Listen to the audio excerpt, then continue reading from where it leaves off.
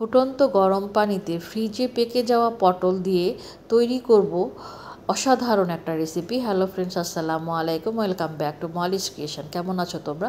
আশা করি আল্লাহর রহমতে ভালো আছো। আমিও আলহামদুলিল্লাহ তোমাদের দয়ায় ভালোই আছি। আজ আমি তোমাদের সাথে শেয়ার করব, অনেক সময় দেখা যায় যে বাজার থেকে অনেক বেশি পটল বা তরকারি নিয়ে আসলে সে পটলগুলো পেকে যায় ফ্রিজের মধ্যে। সেই পটল দিয়ে কিন্তু কোনো তরকারি রান্না করে খাওয়া যায় না। তো দেখো, এখানে আমি হাফ কেজি পরিমাণে পটল এরকম ফ্রিজে রেখে দেওয়ার ফলে পেকে গিয়েছিল, সেটাকে ধুয়ে পরিষ্কার করে দুটো সাইড কেটে নিয়েছি। এটা ছিলার দরকার হবে না। এখন আমি চুলায় পানি বসিয়ে দিয়েছি। পানিটা যখনই ফুটে উঠেছে তখন আমি পটলগুলোকে এক একে দিয়ে দিচ্ছি। তোমরা দেখতেই পাচ্ছ পটলগুলো সম্পূর্ণই কিন্তু পেকে উঠেছে। এই পটল দিয়ে কোনো তরকারি রান্না করলেই ভালো লাগবে না।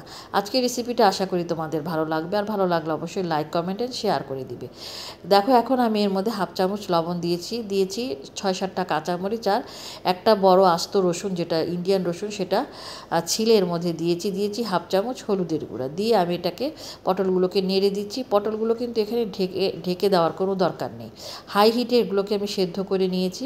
এই যে একদম পানি যখন শুকিয়ে গিয়েছে তখন আমি এগুলোকে ঠান্ডা করে নিয়েছি। ঠান্ডা করে এখন আমি পটলগুলোকে তুলে নিচ্ছি এবং এটা আমি ব্লেন্ডারে নিয়ে নিচ্ছি। ব্লেন্ডারে আমি যখন ঠান্ডা হবে নিয়ে আমি এটাকে ব্লেন্ড করে নিয়েছি। এই যে তোমরা দেখছো ব্লেন্ডারে ব্লেন্ড করার ফলে এটা কিন্তু একদম সম্পূর্ণ যে মিহিন হবে তা না। যেহেতু আমি পটলের ছোলাগুলো ফেলে দেইনি, সেজন্য এই ছোলাটা কিন্তু একটু দানা দানা থাকবে। চুলায় একটা ফ্রাই প্যান বসিয়ে দিয়েছি।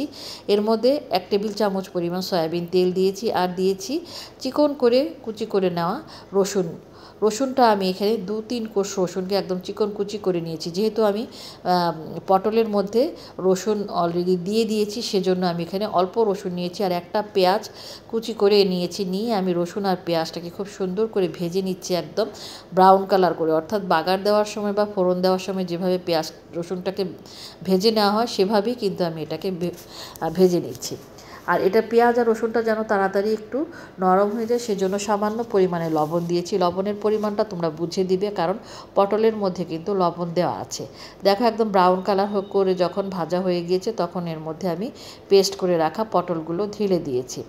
তোমাদেরকে যেটা বলছিলাম, যদি তোমরা পটলের ছোলাটা ফেলে দাও তাহলে কিন্তু এটা একদম মিহিন পেস্ট হবে, এটা কিন্তু খেতে ভালো লাগবে না।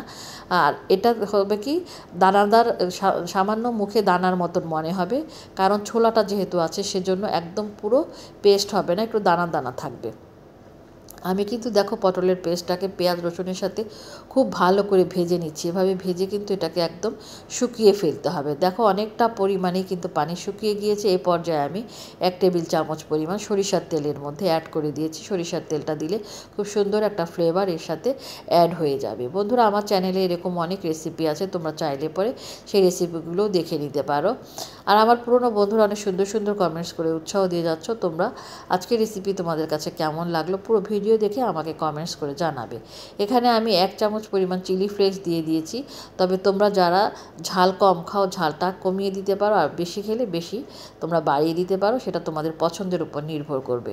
এখন আমি দিয়ে দিয়েছি হাফ চামচ পরিমাণ ভাজা জিরার গুঁড়া দিয়ে আমি এটাকে আবার নেড়ে দিচ্ছি এভাবে জিরা।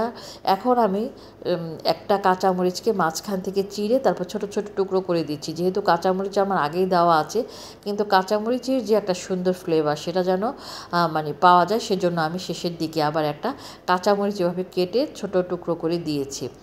এখন আমি সর্বশেষে যেটা দিব সেটা হচ্ছে একটা ডিমটা দিয়ে আমি সাথে সাথেই নাড়া দেব না। ডিমটা দিয়ে দেখো আমি এভাবে কিন্তু ডিমটাকে একটু শক্ত করে নিচ্ছি। এর ফলে হবে কি, ডিমটা যখন একটু শক্ত করে নিয়ে যখন নাড়া দিব তখন কিন্তু ডিম ছোট ছোট টুকরোর মতন ঝুরি ঝুরি হয়ে যাবে এই পটল পেস্টের সাথে। এখন দেখো, এটা কিন্তু দেখতে যেমন সুন্দর মনে হবে আর খেতেও কিন্তু অসাধারণ লাগবে। অর্থাৎ আমি তোমাদেরকে তৈরি করে দেখালাম ফ্রিজের পেকে যাওয়া পটল দিয়ে মজাদার পটলের ভর্তা রেসিপি।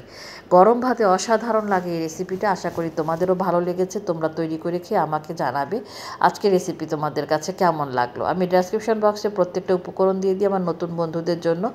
তোমরা যদি কিছু ভুলে যাও তোমরা সেখান থেকে দেখে নিতে পারো কোনটা কতটুকু লেগেছে উপকরণগুলো। তো তৈরি হয়ে গিয়েছে পটল ভর্তা। আমি তৈরি করে তোমাদেরকে দেখিয়েছি এবং কতটা সহজে এবং অল্প উপকরণে তৈরি হয়েছে। দেখো ভর্তাটা দেখে যেমন মনে হচ্ছে, খেতে কিন্তু অসাধারণ, অসম্ভব মজাদার। গরম ভাতের সাথে এই ধরনের পটল ভর্তা কিন্তু একদম জমে যায়।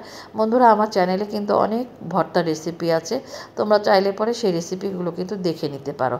তো আজকে এই পর্যন্তই, তোমাদের কাছ থেকে আমি বিদায় নিচ্ছি। আল্লাহ হাফেজ।